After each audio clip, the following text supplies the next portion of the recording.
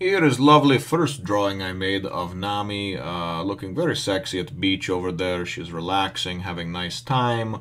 So if you like this, remember to follow me on Twitter, Instagram, and Facebook for more drawings. One Piece, Chapter 130, Maximum Speed.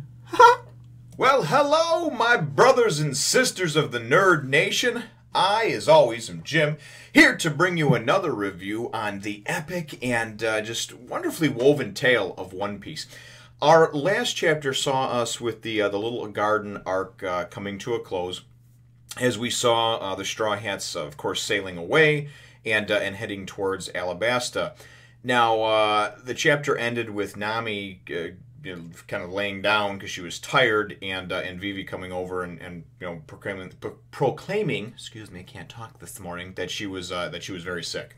So, and this is obviously too, this is a time of, in this world and everything else, it's not like you just go and you pop a couple aspirin, some antibiotics, and you're good to go. This is more like common cold could kill you type of deal if not treated properly. So that's where the chapter ends up.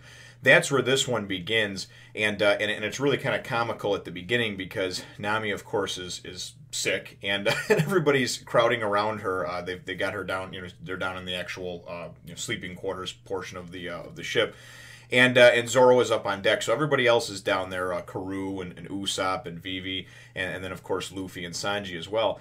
And Luffy's like, "Is Nami gonna die?" And of course Sanji's like that too, and Vivi goes, it winds up coming out that she has 104, temperature, a temperature of 104, which is not very good at all. I mean, that's like go to the hospital type of temperature. So I know because I have 3 kids, and if any of them ever hit close to that, we're at the emergency room to figure out what's going on and to get it fixed. So clearly that's not good, and they're talking amongst themselves. Vivi, explains that she probably just wound up catching something because of the extreme changes in temperature. That's one of the other hazards of the Grand Line, is that just going from sunny to snowy to rainy to and all these different temperatures in between, it can obviously make a person sick, and if not treated properly or immediately, they can die. That's one of the many great dangers of the Grand Line. So we see a kind of a comical exchange where, where Vivi goes, it would help if we had a doctor. Does anybody have any medical knowledge whatsoever on the ship, right? And they show this picture of Nami laying in bed and everybody standing around her. And Sanji's just kind of sitting there like, with his hand over his face.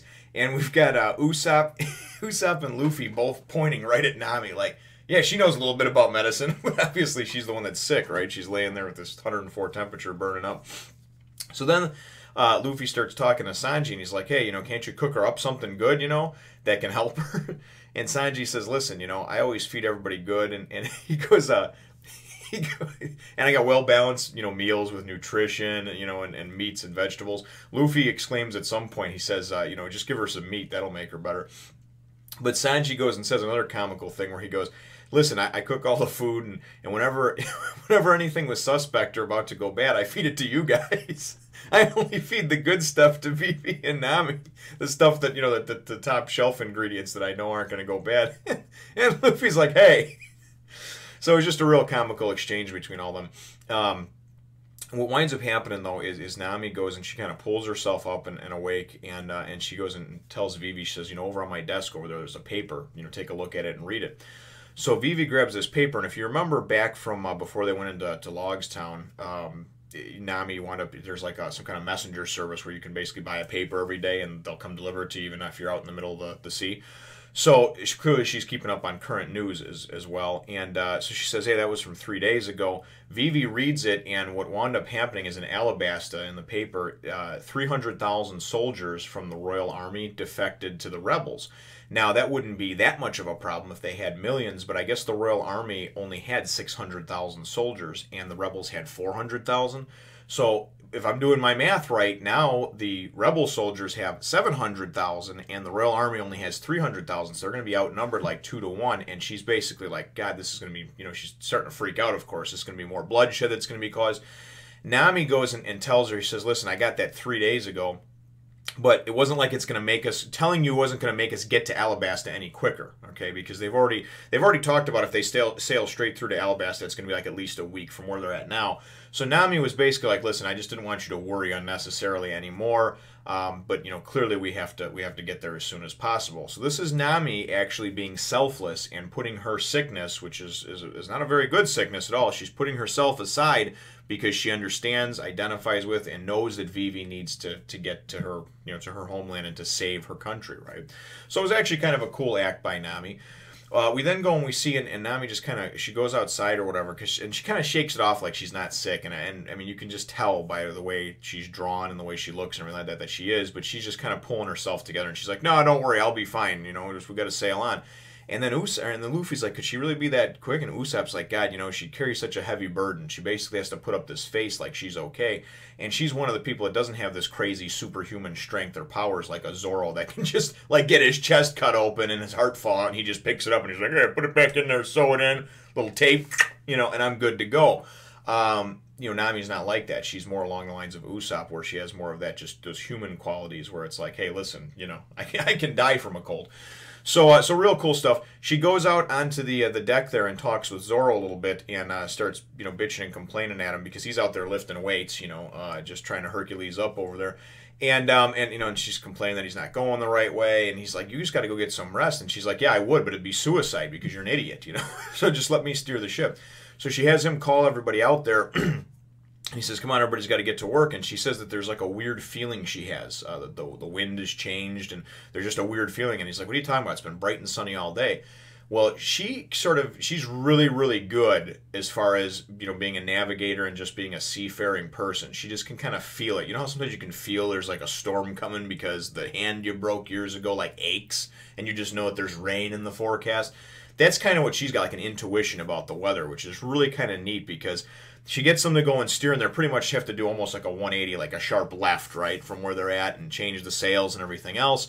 And they're sailing along, and Vivi is downstairs, and she's just like, God, and she's thinking, and she's got the weight of the world on her shoulders. She's obviously got to get back to her, her people, her country, as soon as possible. But she knows what Nami's doing, and she knows that it's not right, and that she could die, on the way. So she comes out and she says, hey, listen, I need you guys to do me a big favor. I know it's selfish, but, we got to go to Alabasta. All these people are counting on me. A lot are going to die. I mean, there's, a million people could die if I don't, if I don't get there.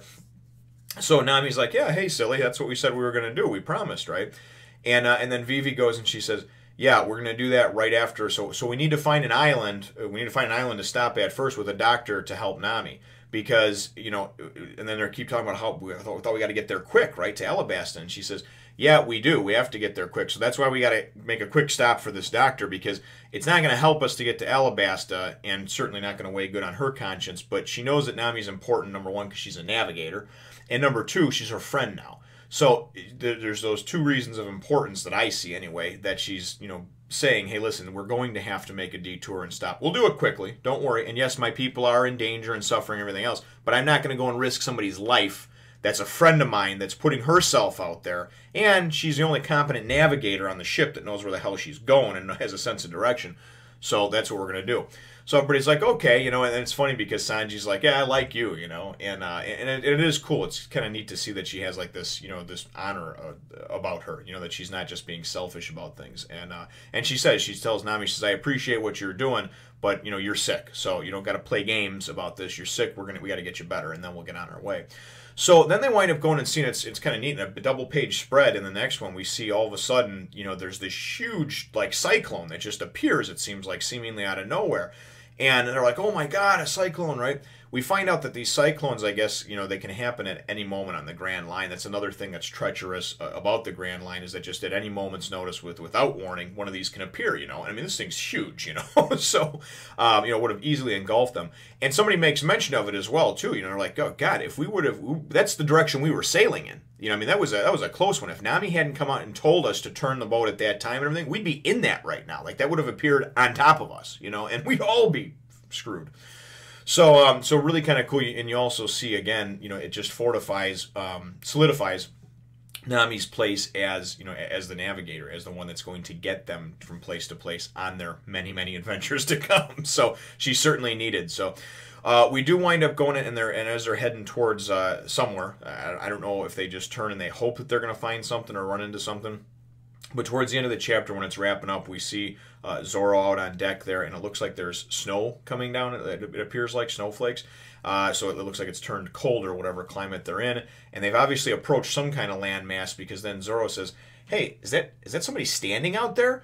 And then that's just how the chapter ends. So, like I said, really kind of cool as far as, you know, just being able to see the progression of characters like a Nami, like a Vivi. Nami going and doing something selfless as opposed to, you know, the normal, like, greedy type of thing that we've seen mostly from her thus far.